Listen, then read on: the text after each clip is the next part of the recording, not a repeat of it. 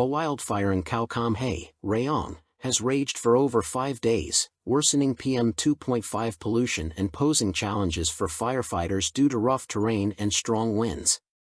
In Samut Sakhon, police seized 7 war weapons and over 8,000 rounds of ammunition during a raid, uncovering a smuggling operation.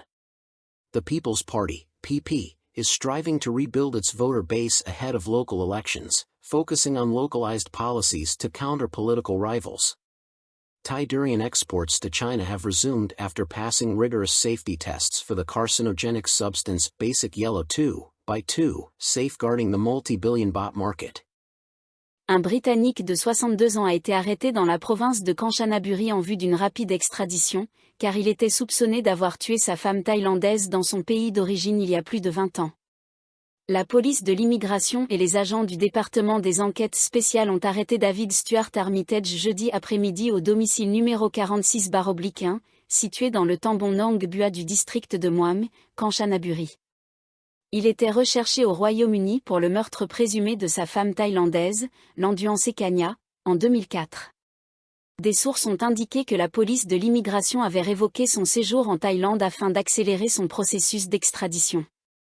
Il est actuellement détenu au bureau de l'immigration à Bangkok en attendant son expulsion.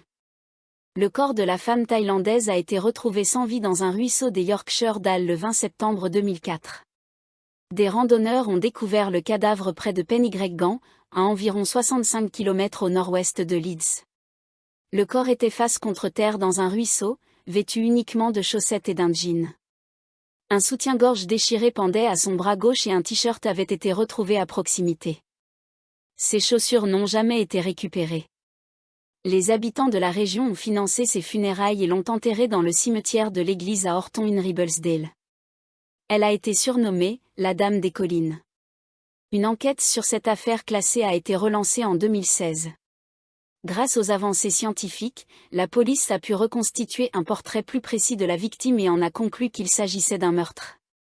En 2019, une avancée majeure a eu lieu lorsque les parents de Landuan, vivant à Udon Thani, ont lu un article de la BBC sur l'affaire et ont pensé que la victime pourrait être leur fille disparue en 2004. Des tests ADN ont ensuite confirmé l'identité de Landuan. Landuan avait rencontré M. Armitage à Chiang Mai alors qu'il enseignait l'anglais. Après leur mariage en Thaïlande, ils ont déménagé au Royaume-Uni en 1991 et vivaient dans le nord de l'Angleterre avant la mort de Landuan. Des niveaux dangereux de poussières ultrafines toxiques ont été détectés dans 58 des 77 provinces de Thaïlande, la pollution de l'air la plus sévère ayant été enregistrée dans la plaine centrale dimanche matin. L'Agence de développement de la géoinformatique et de la technologie spatiale, GISDA, a rapporté à 10 heures que les particules fines de 2,5 micromètres ou moins de diamètre, PM2,5, atteignaient des niveaux rouges, dangereux pour la santé, dans 20 provinces. Le niveau le plus élevé de PM2,5, soit 109,7 microgrammes par mètre cube d'air au cours des dernières 24 heures, a été enregistré dans la province de Singapore.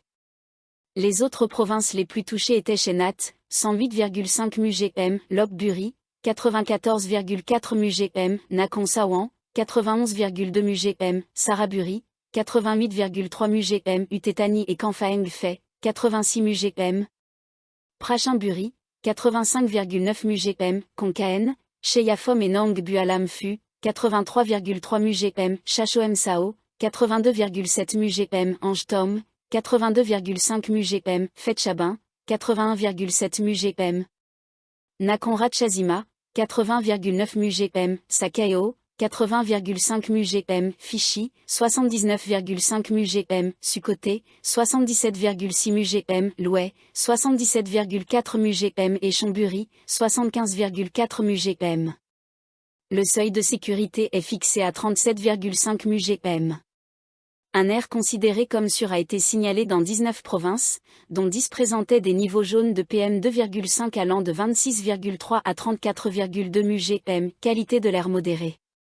Par ordre croissant, ces provinces étaient Narathiwat, Mae Hong Son, Chiang Mai, Chiang Rai, Songkhla, Phatthalung, Yala, Pattani, Trail enfin. 9 autres provinces, situées dans le sud, affichaient une bonne qualité de l'air, niveau vert, avec des niveaux de PM2,5 allant de 15,2 à 24,9 mg/m. Par ordre croissant, Il s'agissait de Krabi, Phuket, Phang Nga, Nakhon Si Thammarat, Satun, Suratani, Ranong, Champhaung et Trang.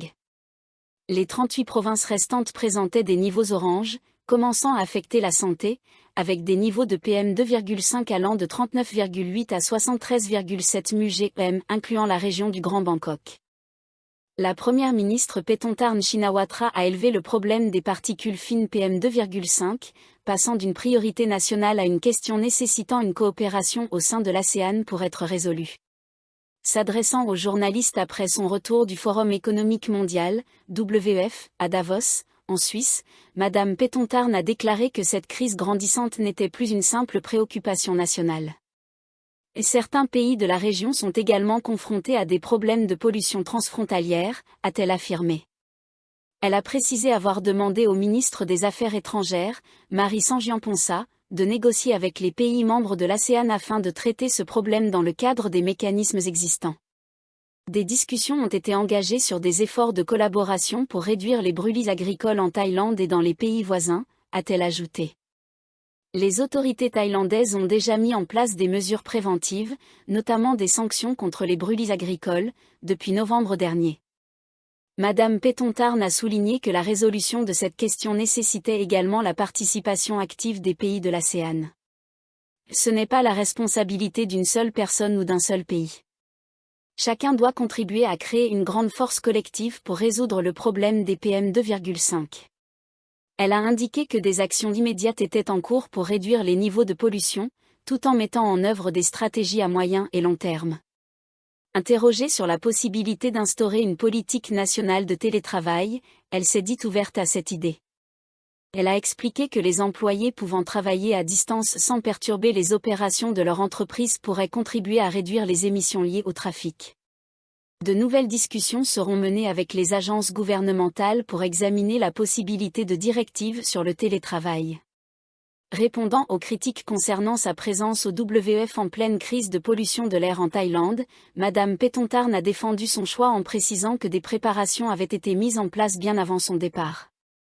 Bien sûr, lorsque l'air est saturé de poussière, on ne peut pas simplement claquer des doigts pour les faire disparaître. Nous avons préparé tout ce que nous pouvions, avec tous nos efforts, a-t-elle déclaré. Il se trouve simplement que cet événement coïncidait avec une période de niveaux élevés de poussière. Nous ne pouvions pas changer la date du WEF. Transport gratuit pour lutter contre la pollution. Hier, les usagers ont pu profiter de trajets gratuits en train électrique, une mesure qui s'inscrit dans les initiatives du gouvernement pour combattre la pollution de l'air. Cette politique de gratuité, débutée hier, se poursuivra jusqu'au 31 janvier. Le porte-parole du gouvernement, Jirayu Umsub, a déclaré samedi que Madame Paetongtarn avait suivi de près la mise en œuvre de ces directives concernant les PM2,5 après son retour du WEF. Elle a également demandé au Centre national de gestion des catastrophes d'adopter le modèle utilisé par le Centre opérationnel pour les victimes des inondations et glissements de terrain, qui avait permis de gérer efficacement les inondations l'an dernier, afin de surveiller la pollution de l'air et fournir une assistance. Un comité chargé de la lutte contre les PM2,5 a été formé sous la direction du ministre de l'Intérieur, Anutin Charnvirakul, qui supervise le centre de commandement. Ce comité comprend plusieurs hauts responsables ayant participé aux opérations de gestion des inondations, et des réunions quotidiennes sont prévues. La qualité de l'air reste préoccupante. À Bangkok, la qualité de l'air demeure alarmante, avec 23 zones classées comme « zone rouge » en raison de niveaux dangereux de PM2,5 samedi. Dans la région métropolitaine de Bangkok, les niveaux de poussière variaient entre 50,9 et 111 microgrammes par mètre cube, dépassant largement le seuil de sécurité fixé à 37,5 μg/m. Des niveaux élevés ont également été enregistrés dans d'autres régions, en particulier dans la région centrale, avec des niveaux atteignant jusqu'à 106,9 μg/m.